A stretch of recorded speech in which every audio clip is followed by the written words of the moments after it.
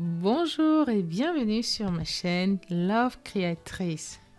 J'espère que vous allez tous très bien. Je vous souhaite une belle année 2023. J'espère vraiment que vous avez bien démarré l'année et que vous allez très très bien.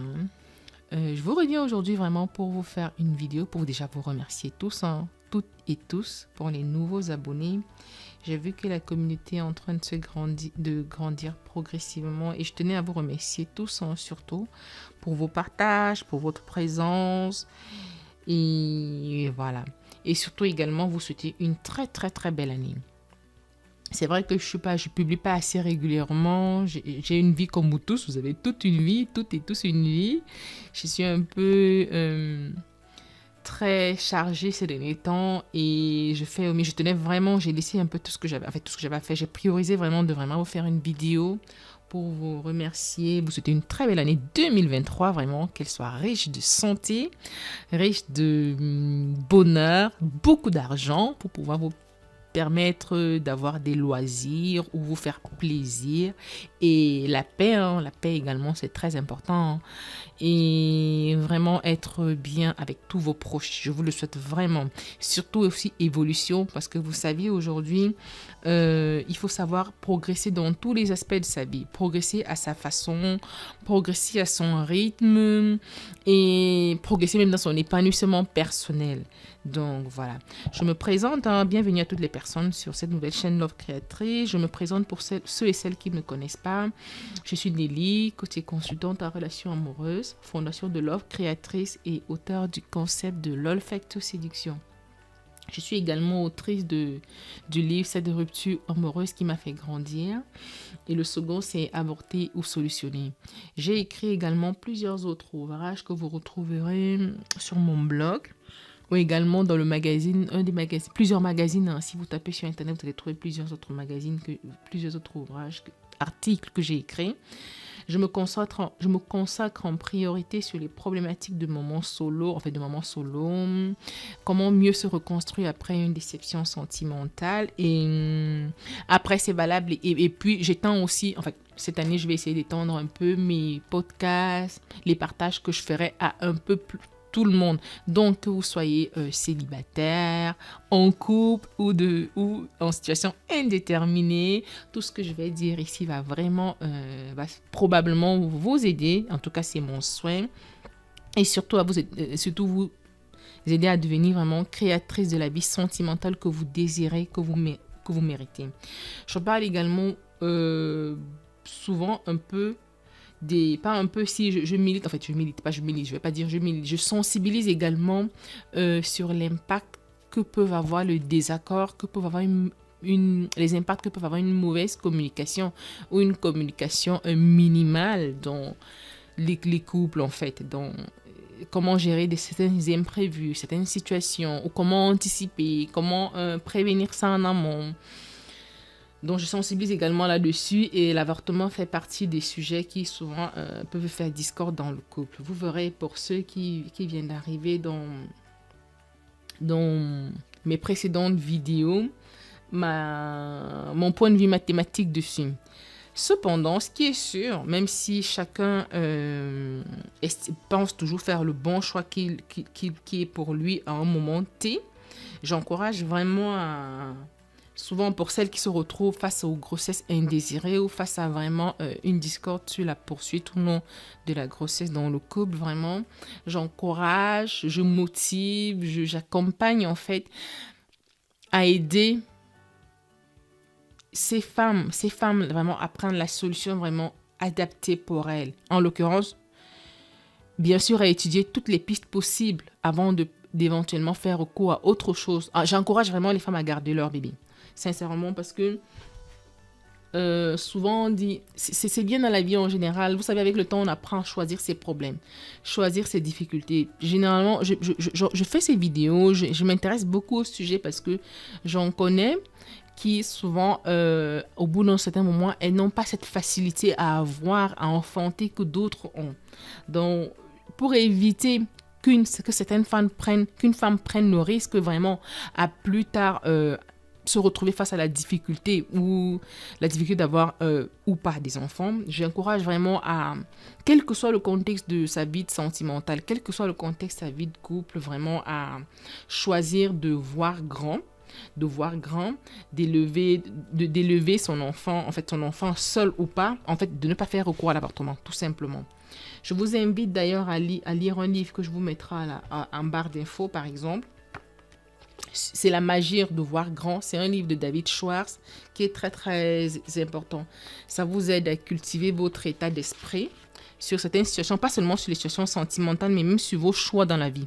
Que ce soit un choix de carrière, que ce soit un choix une décision importante de manière générale. Mais vraiment, ça vous aide à, quand vous voyez les choses un peu en plus grand, quand vous augmentez, vous élargissez les champs de possibles, des solutions, vraiment, ça vous aide en fait. Je vous fais en fait également ces vidéos parce que je me rappelle les peurs. En fait, j'ai eu un échange avec une de vous récemment. Je ne sais pas si elle m'écoute, mais en tout cas une jeune femme de la trentaine environ qui faisait face justement à... Elle se retrouvait face à elle se retrouvait enceinte de manière imprévue. Et bien évidemment, la personne avec qui elle est l'auteur en fait de cette grossesse n'est pas d'accord pour poursuivre. Alors, elle veut, justement, c'est un peu pareil, c'est un peu comme toutes les femmes généralement auxquelles je m'intéresse. Elle veut garder, mais elle hésite, elle ne sait pas quoi faire. Elle se demande si elle fait le meilleur choix ou pas. Je lui ai par exemple demandé de... Et en fait, derrière ce doute qu'on peut avoir à certains moments, ça génère derrière beaucoup de questionnements. Ça peut faire partie de votre façon de gérer l'inquiétude, vos peurs. Ça peut réveiller plusieurs peurs que vous avez. Pas seulement la peur là, parce qu'éventuellement, c'est souvent la peur de l'avenir de votre couple. Ça peut être la peur, en fait, de est-ce que vous allez vous en sortir seul avec cet enfant si le géniteur ne veut pas. Ça peut être la peur de est-ce que vous serez une bonne mère, tout simplement. Est-ce que vous serez une bonne parente.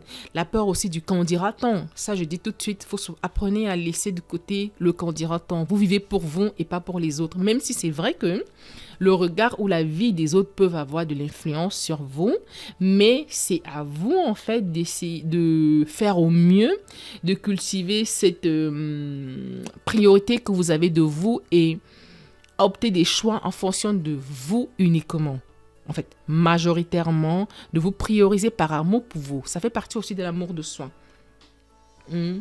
Donc, parce que par exemple, en fait, dans le livre, par exemple, de David Schwartz, qui est La magie de voir grand, que je vous mettrai en barre d'infos, et je vous mettrai aussi également le lien de mes livres si vous voulez en savoir plus sur ces différents sujets, sur comment, par exemple, gérer sa peur, différentes peurs, gérer une rupture amoureuse, ou gérer simplement, en fait, optimiser sa vie de couple. Franchement, je pense que ça pourra vous aider, mais vous pouvez trouver d'autres lectures aussi ailleurs. Donc, n'hésitez pas à vraiment vous cultiver. Si vous ne pouvez pas vous faire accompagner par un psychologue ou un professionnel autrement, et même quand tout va bien, également, comme je le dis souvent, quand tout va bien, c'est bien de penser à faire ce qu'on appelle un bilan. Que vous soyez en couple ou pas, faire un bilan sur votre vie affective. Est-ce que votre situation vous plaît à l'instant T? Est-ce que vous êtes heureuse ou heureux comme ça?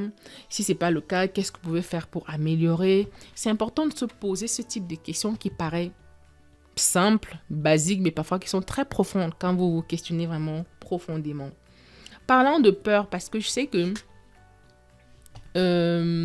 celles qui font face à une grossesse, à la problématique d'une grossesse dans le couple, il y a souvent cette peur de soit elle garde l'enfant, soit elle ne le garde pas. Il y a cette peur de la décision, comment gérer avec la décision à l'avenir, quel que soit le choix.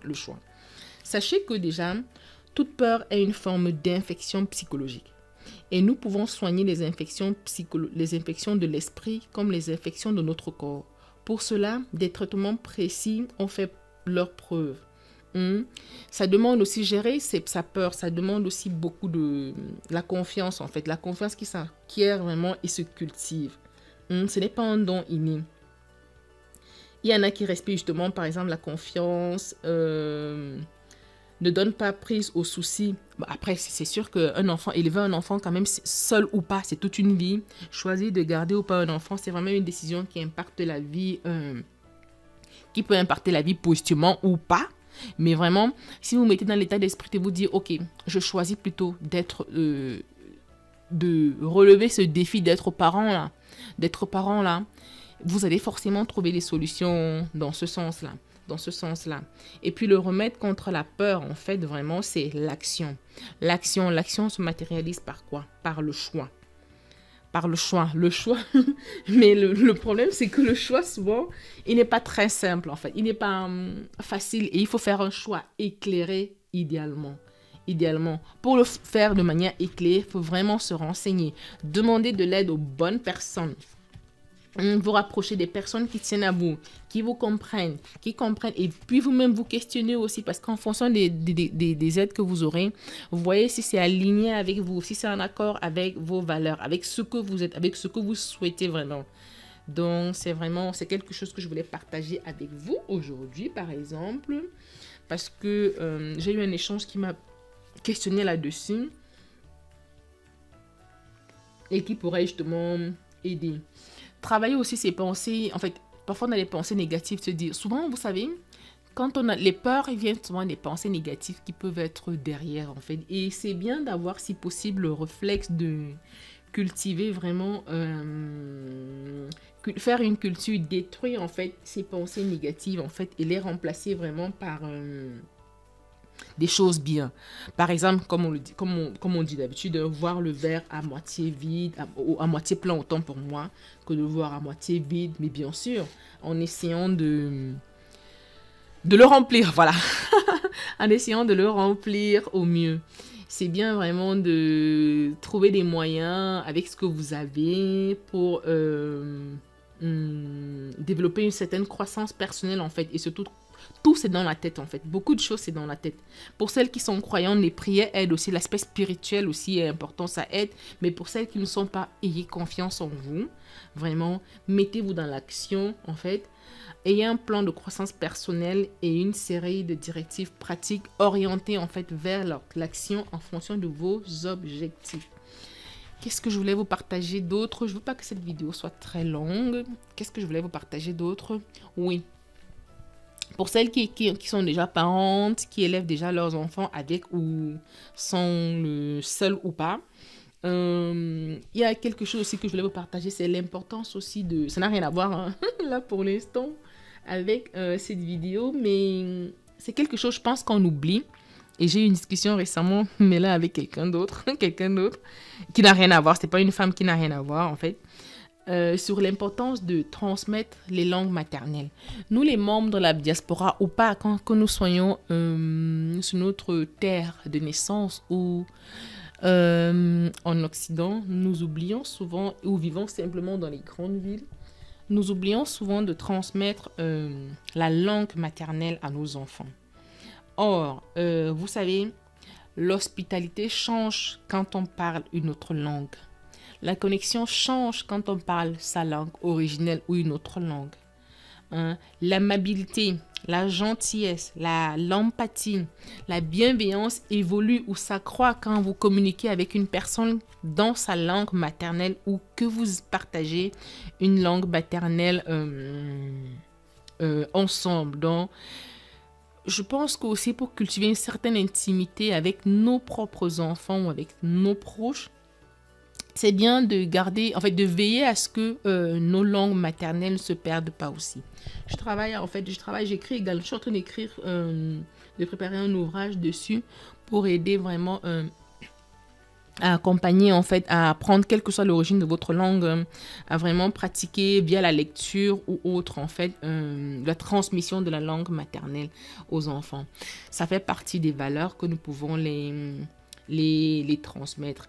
Et d'ailleurs, j'ai fait une vidéo récemment, même si sur ma chaîne, je parle plus de relations amoureuses et tout, mais j'ai pensé important de vous partager quelques tips, quelques outils sur comment mieux éduquer, parce que chacun de nous le faisons déjà bien, au mieux, l'éducation de nos enfants, mais j'ai proposé vraiment pas mal d'idées que j'ai trouvées intéressantes et qui m'ont inspiré quand j'étais à des séminaires sur la parentalité, sur comment mieux éduquer nos enfants. C'est des choses auxquelles on ne pense pas systématiquement, mais je voulais partager. C'est dans la vidéo que j'ai donnée, je crois, il y a 1 ou 2 semaines L'intitulé, c'est comment mieux éduquer nos enfants.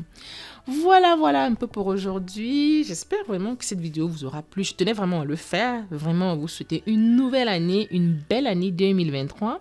C'est la première de cette année. Je vous remercie encore vraiment beaucoup pour vos partages, pour vos messages aussi. Pensez à me laisser un message en barre d'infos, pourquoi pas. Je vous laisserai le livre dont je vous ai parlé. Je vais donner un extrait du livre, hein, La magie de voir grand. Ça vous aidera. Je vous conseille vraiment de le lire. Là, j'ai commencé à le lire. Je ne l'ai pas encore lu complètement.